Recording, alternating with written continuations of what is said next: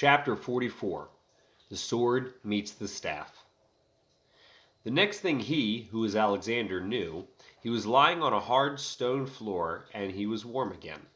He coughed out some water, even though he had been sitting on the tower's floor for a while now, and he opened his eyes. He tried to remember the last thing he had seen, but he couldn't. I'll explain why in a little bit. The wizard had wiped his mind. I couldn't wait. So the wizard lived in the tower, and he had gone out into the storm for a lovely walk. He lived in the swampland, so rain was a common occurrence for him, and if he didn't walk in the rain, then he didn't walk at all. It happened that he had noticed the dusty vultures were leading him towards a particularly dangerous part of the swamp, so he knew there was something wrong. The safest place this far out in the swamp was his own tower, and the birds knew it. As a precaution, the wizard used his staff to wipe their memories, as he also used his staff to levitate their bodies into the air so he wouldn't have to carry them. He also levitated his own body, which was a cool trick, and that way he didn't actually have to walk for that day. He felt he deserved it. So that is how Alexander is the only person to have ever seen the third creature and survived. And that is also why I still don't know what it looks like and can't give it a good name. But it isn't important anymore because they don't spend that much time in the swampland. Alexander opened his eyes and saw the spiral staircase that followed the one wall of the tower all the way up to the top. You might wonder how a tower has only one wall. I would remind you that a circle only has one side and sometimes a top. Foxfire was petting Trix near the front door, which could also have been the back door or the side door. Candide was asleep, floating in the air several inches off the ground. His arm was still gone, but the bloody stump looked almost as if it had been doctored. Then he saw the wizard. The first thing he noticed was that the wizard looked like a wizard. And just so you are aware of how Italians recognize wizards, this man was old. He had a remarkably long beard, and he held a staff. Also, he introduced himself as the wizard. It does not make sense that magical people are hated so much because they really are so often such polite people. Hello, the wizard spoke with a heavy voice, which suggests that he had a deep voice, which suggests that he breathed in his diaphragm. The diaphragm is located closer to the middle of a person's body than the chest, which is often located near the heart. People who speak with a deep voice are often used to breathing slowly and carefully to help relax their mind and muscles. I am the wizard in the tower, he said. What is your real name? Foxfire spoke with a more shallow voice, suggesting she was very nervous. The wizard frowned, then thought about it. I think it is Steve, he said finally. Candide mumbled something in his sleep. It sounded like, I could trust a Steve. What magical powers do the stones in your staff have? Alexander said. He had noticed that the wizard's staff was the same that had been drawn into the journal.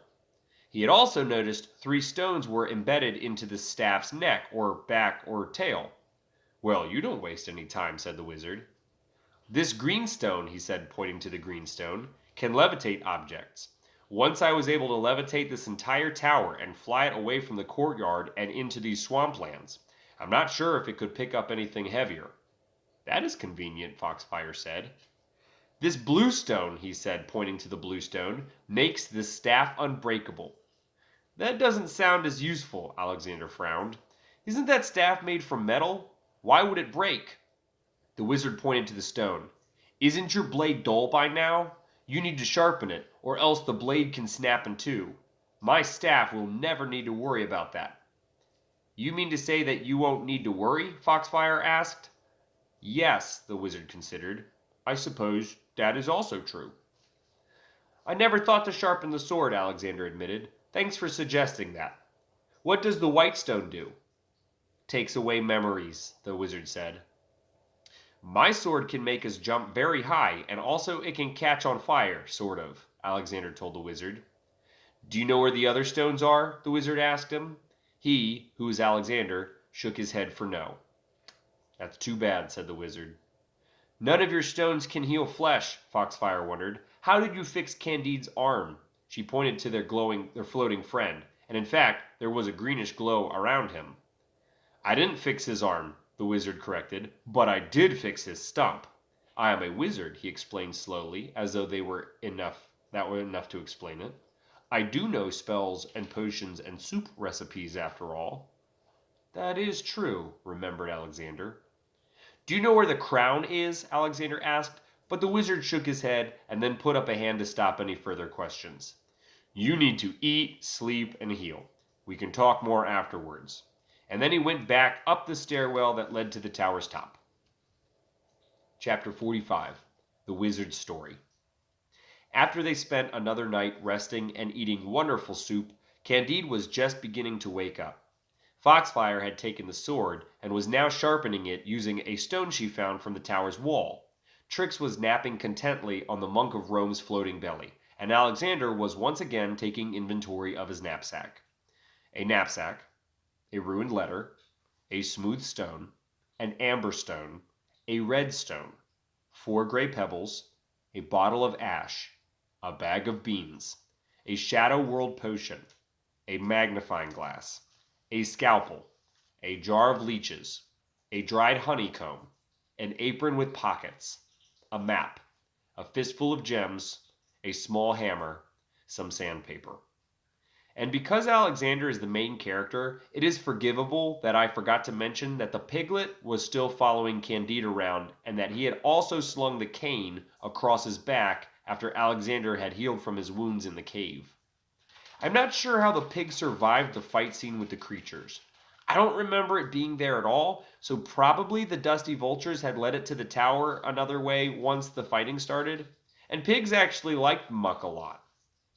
So yes, the piglet was also in the tower too, and when Candide awoke, it was very happy to see him moving, and so it squealed and brought the wizard down the stairs to see what all the noise was. And when he saw how much better everyone was doing, he decided it was time to move the plot along. I am the wizard, reminded the wizard, but I do not know everything. Why are you here, and where are you going? And before Alexander could stop her, Foxfire said, We are going to kill the king. Steve, who was the wizard, stopped moving entirely.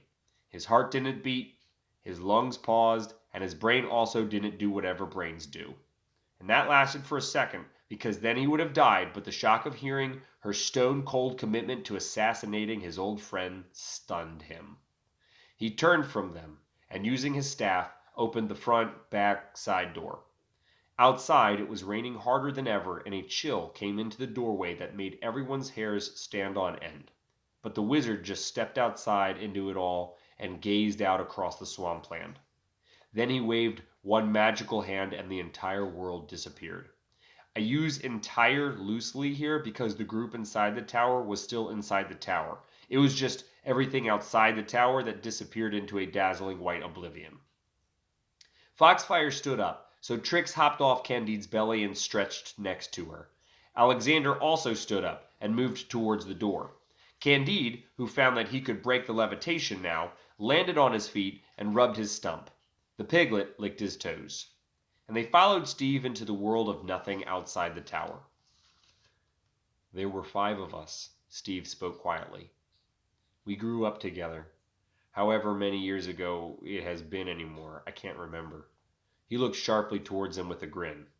And it has nothing to do with the stone. They grinned back, and they relaxed.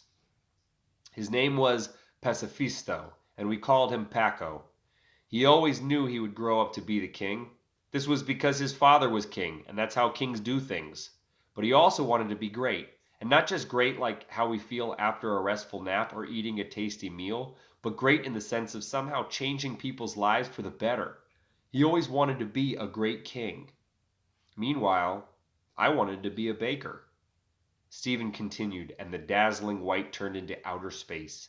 Planets and meteorites and stars flew past.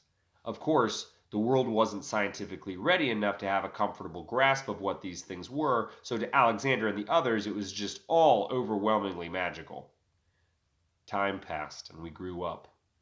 A tear trickled off his cheek. I hate that it happens that simply and that quickly. We celebrated our 16th anniversaries and then had to choose our own professions. Pacifisto was to be king, of course. The others chose their own interests, but I was never allowed to bake. A mysterious and interesting man took me away to train me the art of magic. I was chosen because of the way my beard was already longer than the others, and also because I looked older. So I was separated from my friends, and so is Pacifisto. I think that made all the difference. After mastering the arts of magic and governing, the two of us met up again. We were much older now, and I was assigned to be his official wizard. That was exciting. But then, an even more amazing thing happened. One of the other three came to visit us. He was a blacksmith by the name of Gorges, and he had made beautiful gifts for us out of silver, unless if silver is too weak to fight things with. If that is the case, then he made them out of steel or something stronger, but the gifts looked like silver. I was given a staff. Pacifisto was given a crown, and here the wizard looked down at the ground and shook his head. He tried again. And there was a sword, and it was Lispin? Alexander tried helpfully. He had only just remembered what the gem carver had said about the previous owner. But the wizard lashed around, and the space world behind him turned into a volcano exploding, with fires torching everything in its path. "No!" he shouted, and then the world turned black. "No," the wizard whispered. "The sword belonged to another of our friends. He was trained as a soldier, so he could serve the king as the official guard. Gorges made him the sword you have now." "The king killed his own friend?" Foxfire spoiled the story. "Hush, woman," the wizard said impatiently. "I'm not there yet." He continued. "Our last friend was a gem carver, and—" "Oh, man," interrupted Candide. "Oh, man, we have some bad news for you." "Just hush," the wizard said again. He continued. "The gem carver had discovered that if you cut gems in a certain way, they get magical powers." Alexander also interrupted. "And if he chiseled a hole in the artifacts, those powers could be made real. The sword has—" The wizard cursed loudly. "How am I ever going to feel better about all of this if you people keep talking for me?" "Okay," agreed Foxfire, "but just skip the stuff we already know." The wizard agreed to that. "One of the powers in the crown," said the wizard, "is that it can make your dreams and thoughts become real. And in the beginning, Pacifisto only wanted a beautiful wife, a happy kingdom, a lot of food, and good Italian music. But soon, there became a darkness in his head that wanted more. And he began to think of volcanic eruptions that would destroy entire villages. He would imagine storms that would ruin ships out on the ocean. And of course the people all thought they were natural disasters, but I knew better. I could sense Pacifisto's greatness rising. And then he had a son. Lispin was the boy's name, and he was scrawny and weak. He preferred to draw and engineer than to fight and conquer. So Pacifisto began imagining terrible but beatable monsters. He hid these monsters around the courtyard. For years people spoke of their existence, but the king, Pacifisto, had imagined them to only bark and not to bite. When Lispin would become older, Pacifisto would send him off to hunt these creatures down. He hoped it would turn his boy into a man, but that was not enough. The blackness began to swirl, and Candide actually threw up because of how disorienting the world had become.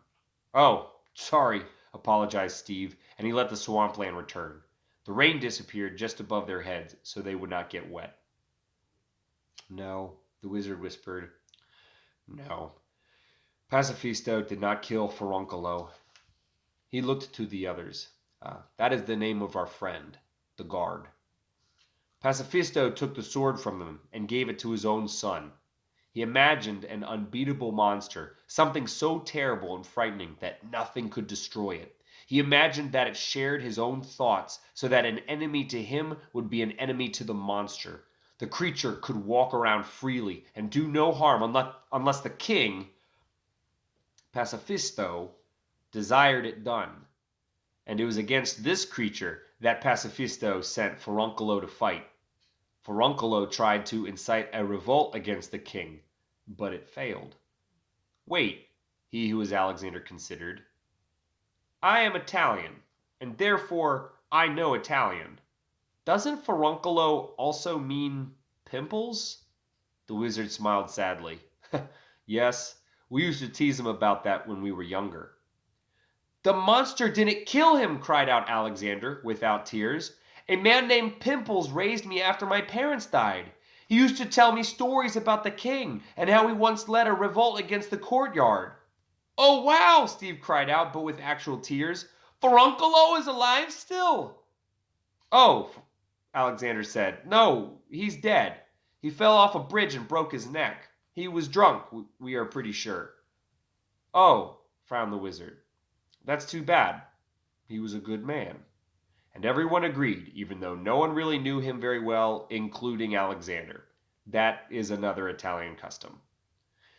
Well, continued the wizard, he gave the sword to his son and sent him off to fight the very easily beaten monsters. Meanwhile, Pacifisto began imagining younger women adored him. His wife soon became jealous and hated him.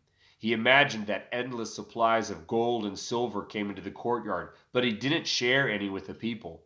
While villages were starving, he simply imagined that they would stop bothering him.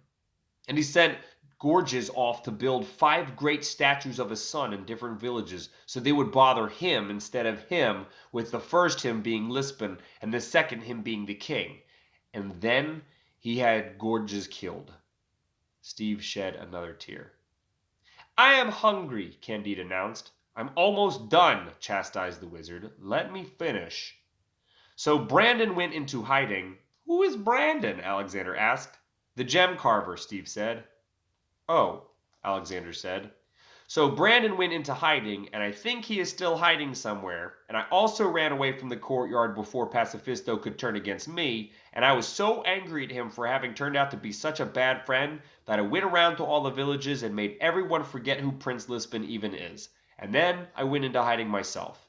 He turned to them and smiled. Done.